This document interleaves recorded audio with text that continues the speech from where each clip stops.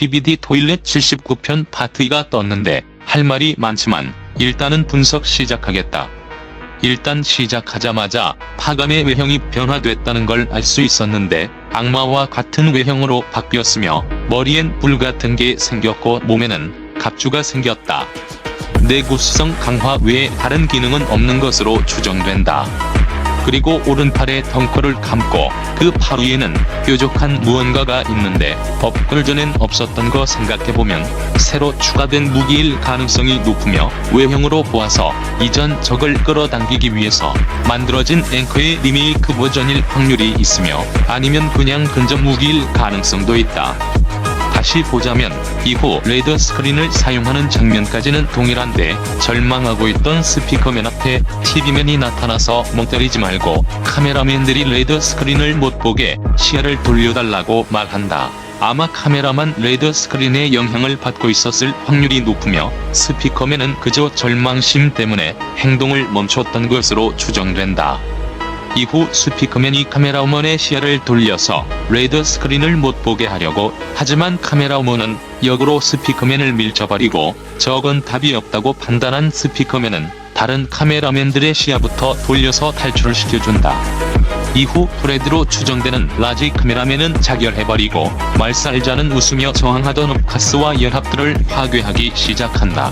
꾸역꾸역 다시 일어난 우리 카메라우먼은 갑자기 자책쇼를 시작하더니 본인 대가리에다가 레이저 포드를 조준하기 시작하는데 솔직히 주인장 여기서 존나 뻔하게 TV맨이 구해줄 줄 알았었다. 근데 갑자기 대가리가 뽕 하고 사라지는 게 아니겠는가? 그렇게 카메라우먼은 사망하게 된다. 사실 이 장면에는 숨겨진 캐릭터가 있는데 정확하게 1분 43초 때 화면을 정지하면 의문의 캐릭터가 카메라우먼 옆에 있는 모습을 확인할 수 있다. 근데 카메라우먼 뒤에 초록색 어떤 형체가 있는데 이전 시크릿 우먼이 긁었던 카드와 머리에 댄다는 거에서 매우 유사하다. 이게 뭔 소리냐? 즉 카메라우먼이 자결하기 전에 시크릿 에이전트 세력이 카메라우먼의 데이터를 저장치로 복사해 갔을 가능성이 있으며 이후 플런저, 타카맨과 함께 재등장할 확률이 생겼다. 혹은 카메라우먼이 로봇답지 않게 붉은색 액체를 뿜으며 사망하는데 이게 사실은 카메라우먼이 죽기 전에 바꿔치기 한 가짜 카메라우먼이어서 그렇다는 설도 있다. 일단 이 장면은 나중에 더 알아보고 마저 보자면 결국 카메라우먼이 사망하고 스피커맨은 쓸쓸하게 우먼의 시체를 보고 있었는데 뒤에서 갑자기 굉음이 들리기 시작한다. G스쿼드가 다시 도착한 거였는데 빠른 움직임으로 레드 스크린들을 다 박살내고 말살자들도 다구리로 한 명을 떨구는 데까지 성공한다. 이후 카메라 기지에 있던 거대 마비 펄스건이 파감을 향해 발사하는데 여기서 파감의 움직임이 마비되는 모습을 보여준다. 즉 기생코어는 마비건이 통한다는 치명적 약점이 있다는 건데 그걸 깨달은 마피아는 마비를 지속시키라고 하고 기생코어를 떼어나기 시작하는데 의외로 내구력만 강하지 근력으로 기생코어를 떼어내는 것 자체는 쉽나보다. 허나 이것을 그냥 지켜보고 있을 여공작이 아니었고 갑자기 십정생 모드를 빨며 연합군을 학살하기 시작하는데 어그로 끄는 버서커 따윈 그냥 1초컷 내버리고 세미 타이탄인 마피아도 1초컷. 그냥 말도 안 되는 기동성을 이용하여 연합군들을 초토화시켜버린다. 이로써 알 수 있는 사실은 여공작은 단순히 장비만 좋은 귀족이 아니라 전투원으로서도 다른 간부급 캐릭터들한테 밀리지 않는 캐릭터라는 거다. 여공작이 학살쇼를 하는 동안 마피아는 결국 기생코어를 전부 떼어내는데 성공했지만 마비가 풀린 탓에 바로 다시 고정되어 버리고 무려 네 번째 타이탄의 뺨부리기를 맞아버리며 날아간다. Come on, kill us.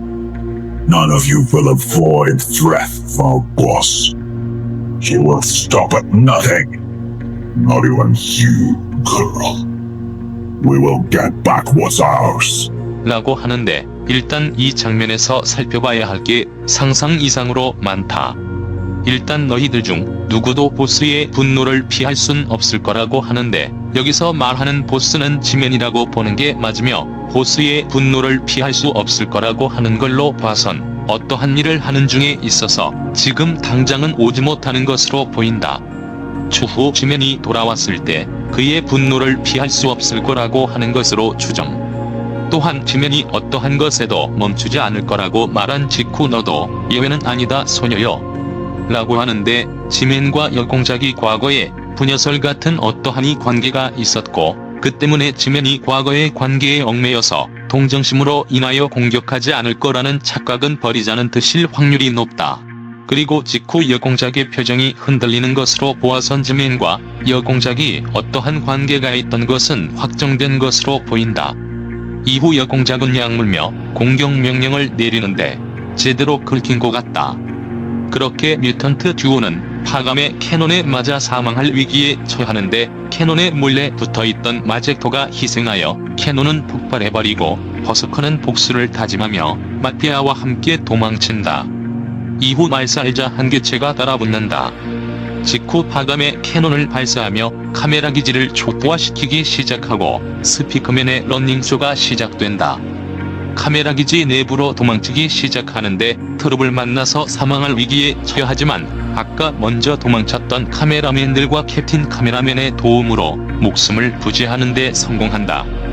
여기서 포인트는 레드 스크린을 맞고 도망친 카메라맨들은 어쩔 수 없이 카메라 기지에 남아있는 거지만, 캡틴 카메라맨은 이전에 다른 카메라맨들과 연합군들이 빠져나갈 때 같이 탈출할 수 있었는데도 남아있는 거 보면 남은 연합군들을 걱정해서 마지막까지 남아있던 것으로 추정되며, 비록 까칠하긴 해도 누구보다 연합군을 아끼는 제대로 된 카메라 연합의 지도자라는 것을 알 수 있다.